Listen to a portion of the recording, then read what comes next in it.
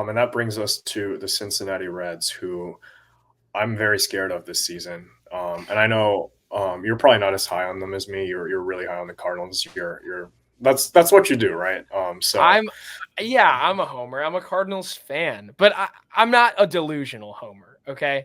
I'll admit that Cincinnati has gotten better this offseason and their farm system is really good. And they've taken some steps forward over the last couple of years. They've got some guys that scare me. Matt McClain feels like a Cardinals killer. So there's that.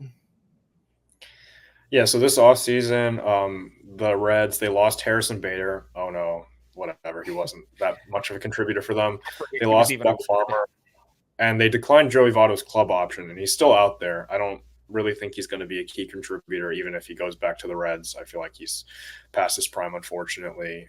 yeah. But they made a lot of big, sort of like mid-tier moves. They signed Nick Martinez. They signed Emilio Pagan.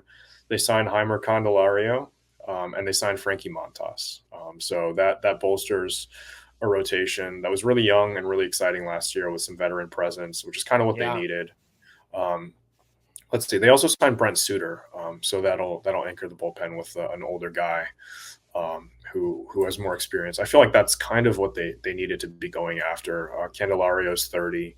He'll be the oldest guy projected in their starting lineup, which is pretty scary. That they have so much young talent that's going to be here to stay for a long time. But I'm really scared of them. Their young rotation was really good last year. Did they overperform a little bit? Maybe. But Hunter Green, Graham Ashcraft at the top of that rotation. If they're healthy, they're going to be really good. Montas could bounce back. He was a guy that you wanted a lot this offseason Yeah. I as a like potential Montas. fill-in Yeah. candidate. Abbott was also really good, and Nick Martinez kind of as the swing man for that rotation. It could get. I feel like my hot take for the NL Central is that it's going to be kind of a two-team race between the Cardinals and the Reds the entire season. I feel like the Reds have a lot of breakout candidates in the lineup. A certain shortstop prospect who we don't really like could figure out how to stop swinging and missing, and then if he connects with the ball more often, he can be really scary because his average exit velocity is among the highest in baseball. Yeah. Noel V. Marte, another guy that they got in the trade with Seattle, could be really good for them. And Tyler Stevenson, their catcher, has had a lot of injury problems, but I feel like if he's healthy, he could be one of the better offensive catchers in all of baseball. So there's just a lot of guys. I look up and down in this lineup. They have Jonathan India, not even in their everyday lineup potentially. Right now, Fangraphs has him as their DH, but I've heard that they might be looking to move off of him, and he won I've heard that as Rookie of the Year well. Yeah. 2021. So I don't know. They have a lot of infield depth. They have a lot of pitching depth. Um, is it all top end? Do they have a Paul Goldschmidt or Nolan Arenado? No, not really. Is Hunter Green going to be as good as Sonny Gray? Probably not. But they have it like they just have a lot of options that they can go through. And if one of them hits like Justin Steele did last year for the Cubs, it could be a big problem for us. Yeah, absolutely. Justin Steele. That's a fun one that you bring up because he is so good and it's really frustrating. But looking at the Reds, a couple things really jump off the page to me. I think their bullpen is going to be one of the better bullpens in all of baseball, which is a little frustrating because that sucks. It's going to be really hard to come back against them. I'm looking at it right now, and I mean, listen to this, okay?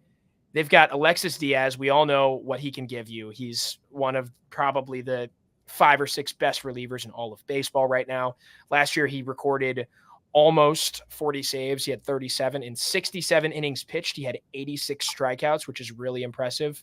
He has a bit of a walk issue, but like not a big enough deal to really be super concerned about. 307 ERA, though. After him, okay, they signed Emilio Pagan, who was coming off a great season. He had a 2.99 ERA and 69 innings pitched. Next on the depth chart is Lucas Sims. He had a great season with them, 3.10 ERA and 61 innings. Next up, Sam Moll, who they acquired from Oakland at the deadline. He was great, 3.03 ERA and 62 innings. Oh, they also have Ian Gabot, who they got off waivers a long time ago, 3.33 ERA and 75 innings. I mean, it's just crazy. Brent Suter, 3.38 ERA in 69 innings. At the very bottom, Alex Young, a guy who no one has talked about really at all, 3.86 ERA in 53 innings. And they still have more talent in the minor leagues. So I think this could be the best bullpen in the National League that you're looking at right now. There's not a ton of like sexy names, but these guys, all of them basically threw over 60 innings, some of them up into the mid 70s, and they all registered ERAs below about 3.5, which is just crazy. That's so much productivity in one bullpen. I like the Cardinals bullpen a lot right now. If they were actually like good at pitching, No, I like the Cardinals' current bullpen is what I was going to say here. And like, they don't have a lot of guys that could do that. The Reds are going to be dangerous late in games. There's also the fact that their rotation isn't, I don't know. Oh, okay. TK, that's a really good point. They do play at the Great American Small Park. That's a good point. But I think I'm not going to say best bullpen in the National League, but if you get to the end of the season and this bullpen logs probably like the third or fourth most innings and has a top 5 ERA, like don't be surprised. There's a lot of talent there. But the rotation, in my opinion, is not as good. And that's a little surprising to people because Hunter Green has for a long time been talked about as this like super prospect. And I don't think he took the meaningful steps forward people really wanted to see out of him last year. I'm looking at what he did here and it's like, okay, great. I mean, this guy's 25 now, so it's time to get going here. And, he only made 22 starts, gets a lot of strikeouts, but has a bit of a walk problem and had an ERA up near 5. I think Ashcraft is much less interesting than Green, actually, and he had a slightly lower ERA. Andrew Abbott kind of came out of nowhere last year, but then faded a little bit. Not really. He was pretty good. Nick Lodolo, though, I think is the most talented of those guys, and he's actually hurt. He's not going to play this year. So I think that's going to be really tough for the Reds. I think that's something that could really hold them back this year. Yeah, I know they were in the mix for like Dylan Cease at some points during this offseason. So I think their management knows that they're going to be good and contending at some point this year. And I mean, if they were to go out and like land someone the deadline, I know the Cardinals are like kind of hesitant to make deadline moves, but I know the like other teams around the Central tend to make like splashy deadline moves. I think the Reds did that a couple seasons back in 2021, I think, when they were trying to make a playoff spot. I think they had the playoff spot. We won 17 in a row and then took it from them, that was awesome. which is pretty funny. But yeah, I feel like if they added like another frontline starter, like say Dylan Cease doesn't get traded this offseason, and they get Dylan Cease at the deadline, that would be really, really bad for the Cardinals because I feel like they tend to not be as aggressive with those kinds of moves. But yeah, it's just scary times to be a Cardinals fan who doesn't really like the Reds. Elly De La Cruz. Do we want to address that? Yeah, let's address the Elly De La Cruz stuff. What would you like to say about it? Well, I feel like we're going to talk so much about him like this offseason. I feel like he might break out. Yeah. I'm kind of scared. That would be really tough. Okay, so quick backstory on Elly, right? Like Elly comes up, is very exciting. Obviously, he's really, really fast. He has crazy exit velocity, insane bat speed. But the problem with Elly De La Cruz all of last year was that he hits the ball into the ground and he strikes out a lot. He strikes out like 35% of the time. And I remember this. This is so funny. Elly comes up and he's mashing. He's got like a 900 OPS in his first few weeks. You had people like Ben Verlander saying that they can't have the All-Star game without Elly because he's the most exciting player in the world. And then you have this one guy on Twitter, this like big, sabermetrics guy is like, well, Elly has a bad attack angle. And people who don't know what attack angle means, all of a sudden like started yelling at him, oh, numbers nerd, like shut up. You don't know what you're talking about. And sure enough, what happens? Elly starts not getting lucky with balls hit on the ground, grounds out all the time, ends up being like a really unproductive hitter last year. I believe he finished with like a 710 OPS. So that was really, really not great. Not a great first showing for him. Not what most Reds fans were expecting based on kind of what they were sold hype-wise. But I think you're right. Elly is a great post-hype sleeper. There's every chance in the world that he starts to elevate more this year. And yeah, if he elevates, he's got a similar bat to ball, profile that Jordan Walker has. Like He's going to make elite contact. When he hits the ball, he hits it really hard. We saw Elly hit balls like 450 feet as a rookie. I mean, how old is this kid? Isn't he like 20? Yeah, he's super young. Definitely really scary. But I'll have you know that Jordan Walker doesn't strike out like 35% of the time or whatever. Yeah, Jordan Walker has much better plate discipline than Elly De La Cruz. But like, dude, Elly De La Cruz was born like 6 months before me. Okay. This guy's like just turned 22. Yikes. Yeah. I mean, he is a really impressive player. And to be so young, doing it at the big league level, you know, it could be really scary. And if he breaks out, he could be one of the better players in the National League Central. So, yeah, the Reds have a lot of guys like that. Will Benson is another one who started to break out a little bit last year. But they also have like Noelvi Marte and Spencer Steer. And they've got Matt McLain, who I said earlier, I think is a Cardinal killer. It felt like every time Matt McLain came up against the Cardinals, he was doing damage. I think he actually might be the best hitter of this bunch. He was awesome last year. Had he stayed healthy, he would have had a really good shot at least placing top 3 in Rookie of the Year. No one was going to beat out Carroll. But gosh, yeah, the Reds are a little scarier than the Brewers, I think. So how many wins this season for the Reds? I don't know. I think the Reds are going to win more games than the Brewers. I think the Reds are like an 86 to 87 win team. But like you said, they could buy at the deadline. And so if the Reds go out and they get a Dylan Cease, like this is a 90 win team with Dylan Cease on it, which is like a little scary to think about. Yeah, so I've actually done my playoff predictions already. So and my final standings predictions already. So like I know exactly. Like I actually have the Reds making the playoffs as the 3rd wild card, and I have them at 84 wins. Because I feel like that sneaks you into the playoffs in the NL this year. The NL is super top heavy. You got the Dodgers, and you got the Braves. Those guys are definitely going to win 100+ games this year, win their divisions probably pretty handily. I feel like the Cardinals are going to win the NL Central. I have to because I'm a homer. That's what I do.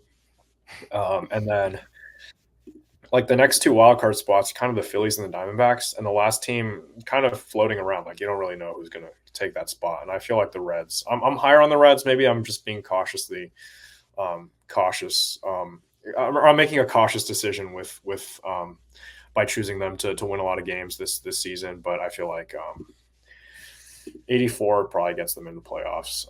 And you know. The way I have it currently constructed is Cardinals Reds in the 1st round. So that'll be fun. That would not be fun. Although honestly, like it's a better matchup for the Cardinals than drawing the Phillies or something like that. But yeah, I kind of like what you said there. I think the National League is really top heavy. The postseason picture is a little strange this year. You're probably right. You are going to have the Braves, not the Brewers, the Braves and the Dodgers snap up those 2 buys. Probably both of them are going to win well over 100 games. I could see the Dodgers winning like 112 at this point, and they're just going to keep on getting better. Who knows? But yeah, I think like, again, though, the Reds are one big move away from like actually jumping up to the top of this division. Like if you had to choose between the Cardinals or the Reds plus Dylan Cease, that starts to get really tough because now that the Reds have Cease, Martinez can move into that long man role, and we've seen him be very, very valuable there. And again, like you're getting him or one of your young guys who struggles out of your rotation. There's less uncertainty there, and the Reds have plenty of depth to deal from.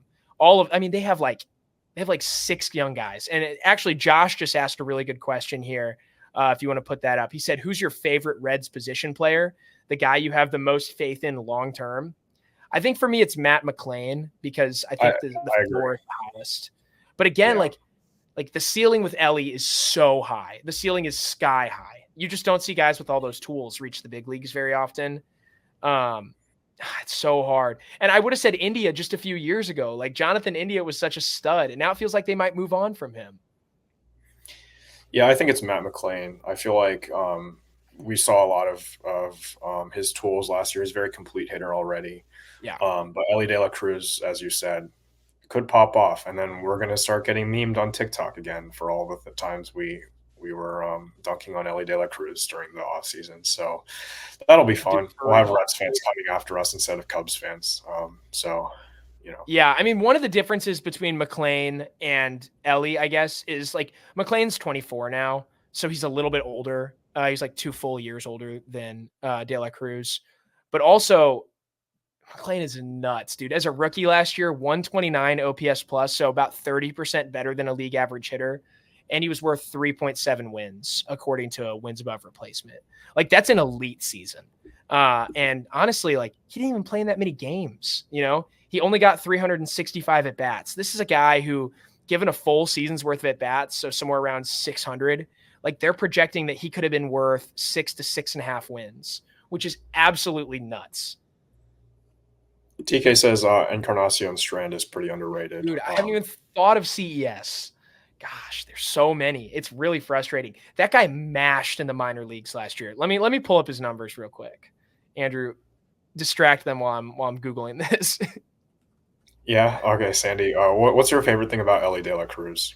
My favorite thing about Elly De La Cruz is his attack angle. Yeah. I wish he was a little bit more interested even in hitting the ball directly into the ground so that we can throw him out. Also, I love that he throws so hard because all of his records look really impressive and are going to get broken by Mason Wynn. It would be really funny if Elly De La Cruz hit like a ground ball right to Mason Wynn, and then Mason Wynn broke his record by getting him out because he has to throw hard to get him out because he's fast. That would be really cool. All right, listen to this. Listen to what Encarnacion Strand did last year. At the big league level, he was a good hitter, right? He was like a 113 OPS plus hitter.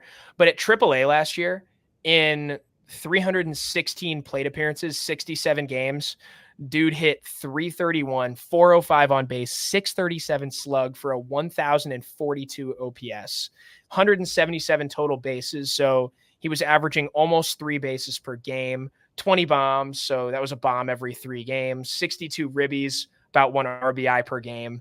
Just crazy. Dude was averaging almost 1 extra base hit per game. Absolutely nuts stuff from him. The crazy thing is, the year before that, okay, as a 22-year-old in AA, he also was unreal and had a 1,085 OPS. I mean, he has basically hit at every single level in the minors, has never had a problem, and gets to the majors and instantly in 63 games posts an OPS over 800 as a rookie. So he's another guy that's really interesting. He and McLean both have really high floors. Although I think Strand is the less interesting prospect. I don't know. It's tough. He's one of those guys that has hit at every single level. And so he gets to the big leagues. And like, even though he doesn't have the pedigree of some other prospects, no one's shocked that he's that good. Oh my goodness. Yeah. So what do you think the chances are the Reds win the NL Central this year? Man, I think okay. Let's just organize this into like all 5 teams. I think the Pirates, there's literally a 1% chance they win the division.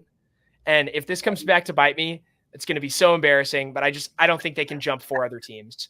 I think next up jump 3 other teams. Remember, they're ahead of the Cardinals. Okay. I'm not dealing with that right now. I think the Brewers are the next least likely team at this point because they just didn't get any better, and a lot of the other teams around the division have gotten better. So I would give the Brewers like a 10% chance probably. I think the Cubs are next with like a 15% chance. I think the Reds probably have a 25% chance, maybe even like a 30% chance. And that would leave the Cardinals with about a 40 to 45% chance. I think that fits pretty well. Maybe give a little bit more to the Cubs and the Brewers, but the Reds right around 30% feels pretty good.